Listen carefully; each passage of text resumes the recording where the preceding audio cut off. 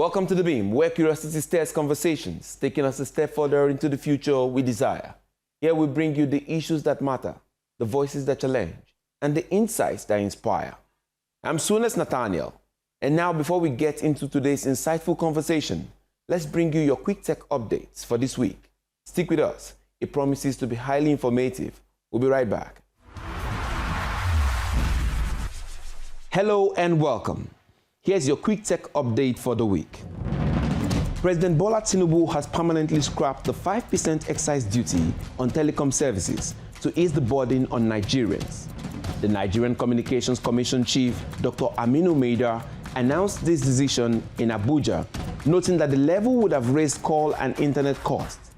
He further revealed that the Ministry of Communications will also review telecom policies to reflect today's realities and support new trends in the fast-changing sector. Staying with the NCC, the Commission has advised Nigerians on 9 simple ways to reduce data use amid rising complaints of fast depletion. While dismissing claims that operators are siphoning data, NCC said rapid tech changes mean many users unknowingly consume more than they have bargained for. Tips include monitoring usage, using Wi-Fi, disabling auto updates, restricting background data, downloading offline, caching, turning off GPS, enabling data saver, and rolling over unused data. Meanwhile, Nigerian startup Immortal Cosmetic Art has unveiled the Ubokobong Bionic Arm, a functional perspective designed for black skin tones and powered by muscle signals. Developed over 3 years, it evolved from cosmetic limbs to advanced realistic prosthetics. Though yet to be launched, it has already attracted global interest from the US, UK, Australia, and Ghana. In the meantime, projections have shown that global tech spending in 2025 will miss the $6 trillion mark following hits by US tariffs and geopolitical tensions. The slowdown is forcing companies, including in Africa, to rethink long-term investments in large-scale technology projects. In a different development, a new analysis warns of an AI investment bubble as Google, Amazon, Microsoft, and Meta plan to pour $750 billion into data centers. Yet, an MIT report shows that 95% of firms see no returns from generative AI, and experts warn that this overinvestment could trigger a crash before the golden age of AI arrives. Now that's a quick tech update for this week. Stay tuned for more cutting-edge news from the ever-evolving world of technology. I am Sunas Nathaniel. Have a very innovative week. Welcome back. Powering Nigeria is both a dream and a nightmare. Petrol and diesel generators strum on every street. Pollution clouds our cities and businesses bleed money just to keep the lights on. But what if there was a better way? What if clean energy was not just an alternative, but a necessity for our survival? Joining me now is a man who has dedicated his life to answering that question, David Adewuyi, visionary renewable energy consultant, accomplished business coach, and CEO of the DVS Reliable Energy. He has over 15 years in business and entrepreneurship, and since 2017 has led more than 800 solar projects powering homes, schools, hospitals, and companies across Nigeria. Mr. Adewuyi, welcome to The Beam. Thank you, Mr. Sones. It's nice to thank you. Yeah, it's a pleasure having you. Let's get right into the questions. It's a very important topic. Why are there so many Nigerian businesses that are still running on diesel and petrol and fuel when solar energy is supposed to be cheaper and cleaner? What is really stopping us from this switch? Well, I think solar energy is truly cheaper. And what I think is causing the issue is fear of change. Fear of change. You know, people, Nigerians, when we are used to an old method of doing things, old method of having, electricity, the whole source of power supply, and there is a new source, a new thing. The fear of change, I think, is one of the reasons. Some think the initial cost is too high to having their own source of electricity, and then they also think, some people also think when they run on diesel, they tend to spend lesser, and that is not true. Thank you. So can we really trust, solar energy to power factories, supermarkets and hotels in Nigeria? Or is it just a PR talk? Basically, sometimes the things that happen and work in the West or in those very established nations are not the things that work back home here in Africa. Can we really trust them, to do the same work, in the same capacity? In fact, we tend to enjoy solar power at this part of the world even more than those places you have mentioned. Solar power can actually do it for us here in Nigeria. It is working, it is doing it. Hospitals are being powered, factories are being powered, they are generating their own electricity. So it can really do it. It's not just a PR talk. It can generate electricity for factories, for businesses. Commercial and industrial solar system are taking the place right now, and it's the real deal, solving the problem of energy crisis. Okay, then let's talk numbers. Let's talk numbers. How much money, can the average business actually save by switching from, fuel to solar in Nigeria? And are we talking small change, or are we talking real impact when it comes to the finances of these businesses? Well, it's not just small change. Businesses tend to save a lot, depending on how much you've been expending on energy here too. So, but when we talk about savings, you tend to save a lot of money in millions. And the truth of the matter is you start saving from the day of commissioning, the day you the day you decide to actually make that boosted and generate your own electricity for a cleaner environment is the day you start saving money. A client walked up to us earlier this year and was spending about 1.5 million naira every month on electricity. Just when this Banhe issue started. But within a short period of time, between March and now, he has saved over 6 million naira on a 27 million naira solar project that he embarked on. So you tend to save. In less than 2-3 years after switching to renewable energy system, you would have raked back the money and you start saving. You can divert your expenses that you've already expended on diesel and maintenance to something else. So you're really going to save. Yeah, so, but like you've just said, if a person is able to spend up to 1.5 million when it comes to electricity and, energy and all that in their businesses, then they might be somewhere between the upper average to the rich. And so people are saying, hey, sometimes we say it's just for the rich and the big people. And the question is solar really out of the reach of the small businesses, and the little people who are just trying to survive within the daily things we see in Nigeria today? Renewable energy is for everyone. The truth of the matter, there is a solar power for every energy needs. So irrespective of your need, irrespective of how low you are, there is a system that falls in line with your need. There is a system that can meet your level. So depending on your energy needs, everyone can actually access, and it's already working. This is what is happening. So, and the beauty of renewable energy system is scalability, the scalability. So it is not until you start very big before you have access to it. So it's accessible to people who can afford to do the large scale on their small scale renewable energy system that can also meet their needs. So they are not left out. Okay, so there are those people who are also skeptical about how long it takes for a thing like solar energy to really last. Some of them are also questioning how much of the technology do we know, or are we just running on the technology that other people have produced and we cannot really localize it in order to be very effective and efficient for the Nigerian people. So the question then becomes, how much can we trust that our technology understanding can work with what we are trying to present when it comes to solar energy? Thank you for that question. The truth of the matter is it is a sustainable source of electricity and is very reliable. One thing that is very important for you to enjoy whatever setup you have, whatever solution you have acquired, is you have to engage a consultant. It's very important in choosing the firm that is putting you on board.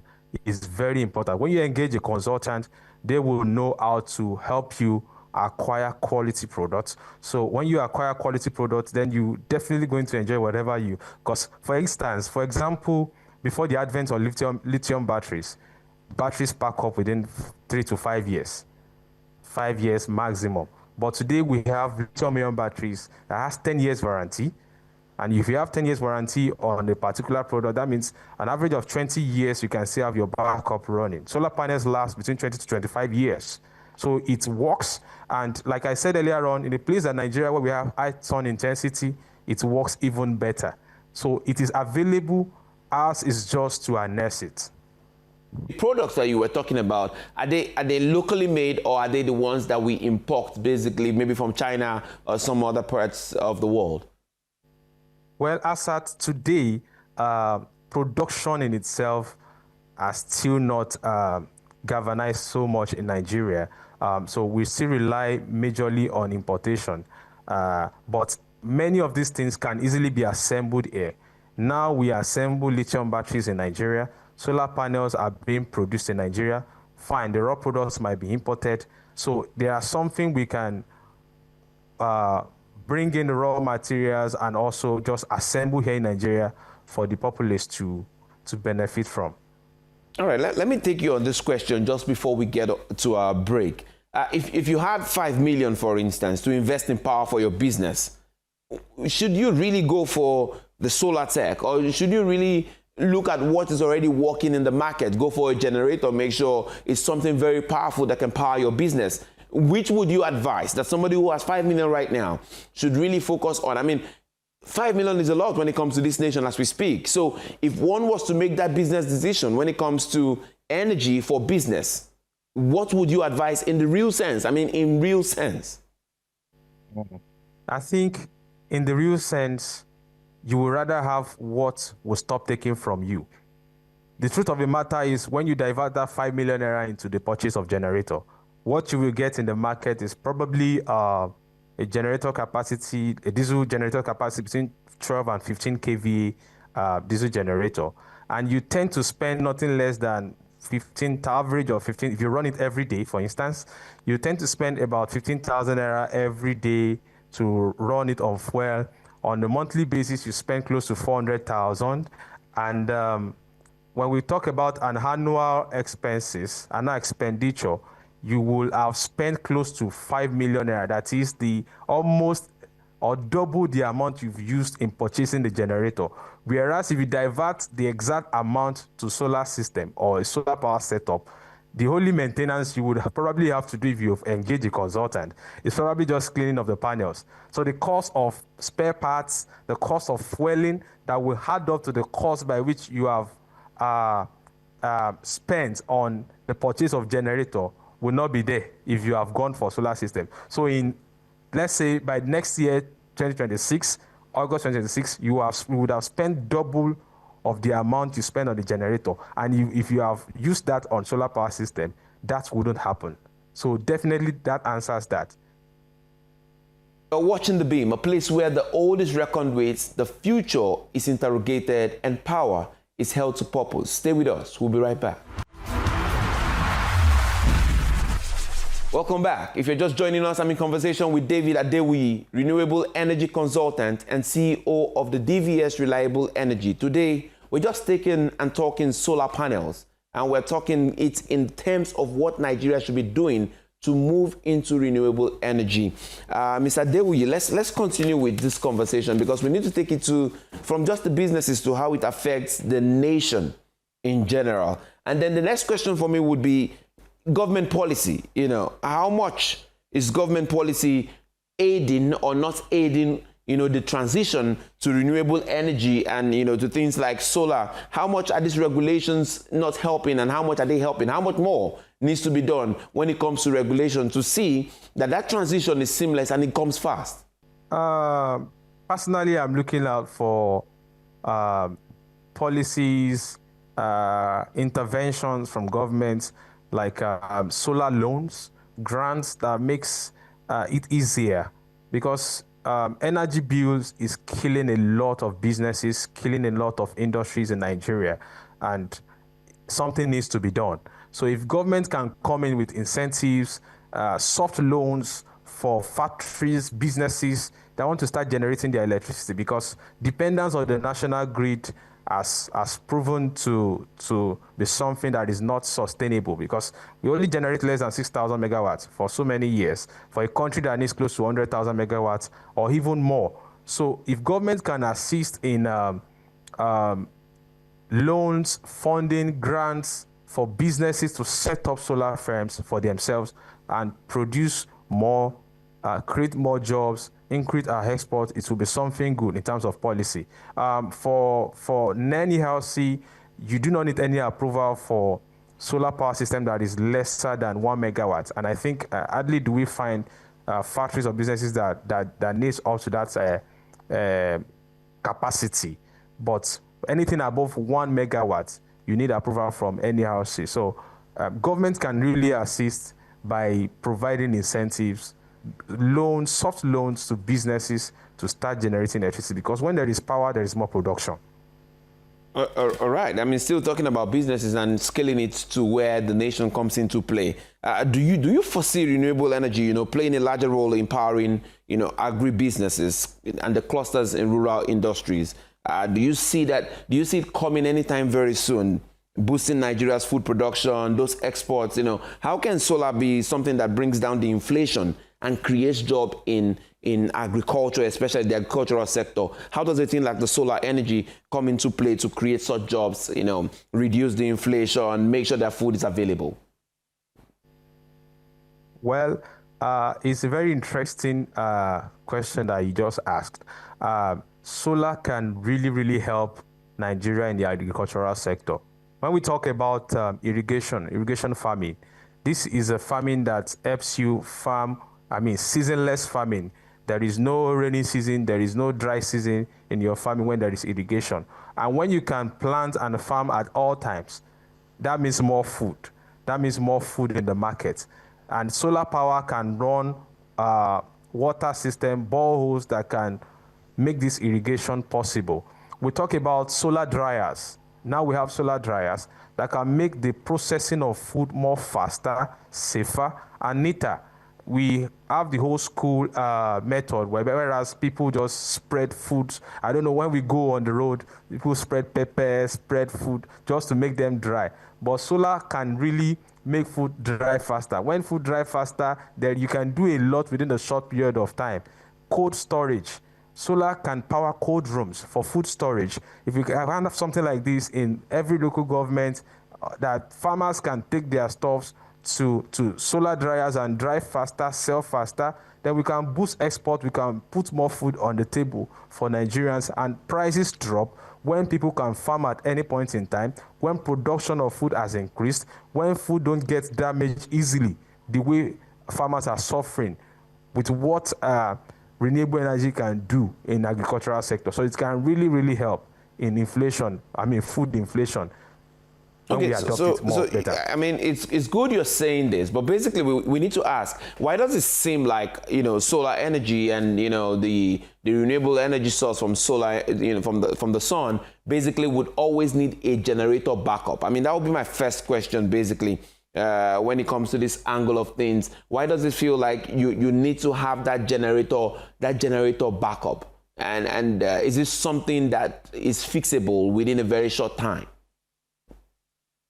One thing that is very important is to know is, like I said earlier on, who you are engaging for your renewable energy setup really matters.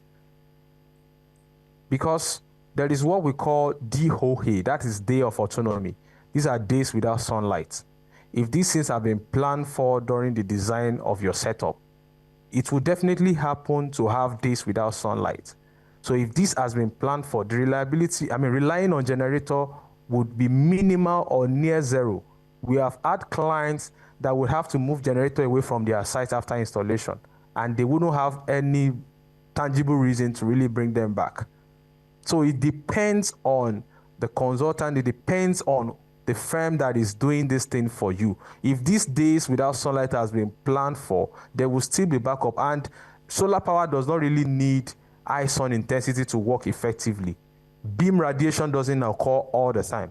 Diffuse radiation I mean, the little amount of sunlight sometimes is enough. And studies have shown that solar panels even perform better at lower temperature. So it doesn't need that high sun intensity to really work. So if the design is done well and DOA has been planned for, that is Day of Autonomy, days without sunlight, you will hardly want to need generator again once you have the setup done. As your parting shots, I think you should give us an opinion as to what you believe is really holding Nigeria back from a true solar revolution and what you want to see, moving forward. I think you should do that as a parting shot. Go ahead. I think the government can, and I think they are doing that recently. The government can help even much better. Recently, we heard about the news that the State House are about powering the whole of the place on renewable energy. That is a good step in the right direction. I mean, it is setting a pace for others to see it as a viable option, as a viable alternative. Because one of the reasons why the revolution has not really spread so well is some people still believe that it doesn't work, or some people still believe it cannot meet their needs. But if a place like the presidential villa as big as that can run solely on renewable energy, that is a statement. That is a statement. So the government, with more awareness to have a cleaner source of power, to reduce noise pollution, to reduce carbon emission, with more awareness, more gospel about this viable and reliable source of power, I think more people will adopt. And if government also helps, like I said, provision of solar loans for government workers who want to have their own source of electricity, businesses who need soft loans, who want to run on their own electricity, this would help the revolution to be more effective. Okay, I wanted to let you go. I wanted to let you go, but in 1 minute, just before you go, do you think that a nation that is dependent on fuel and oil, do you think that a nation that has so many people who are importing, or a few strong people who are importing generators and all that, will really allow the solar revolution to thrive? What are the chances here? Well, we have to be intentional in whatever we do. The truth of the matter is, every other alternative has proven to be non-profitable. So if we have a profitable means by which businesses can thrive, by which the economy can grow, why won't we adopt it? So if we want to depend, because people import generators, we should keep encouraging what pollutes our environment more? No, the government can do better. This is a clean source of power. This has been proven to save businesses millions. Some universities, several hundreds of millions, by them just switching to this alternative source of power. So it is something, and that is what you can see most federal universities being run on renewable energy these days, because hospitals, so this is something we should, is something we need to switch to. It's something government really needs to, encourage. We do not have a choice because the sun is available. As a matter of fact, renewable energy is enough to make Nigeria energy sufficient. China is doing it. They are generating electricity in gigawatts through solar. We have the abundance of sun over here. All right. It is available. It just needs intentionality from us. All right, David Adewuyi, thank you very much for bringing your vision and your clarity and your experience to this very important conversation. Thank you very much. Thank you so much.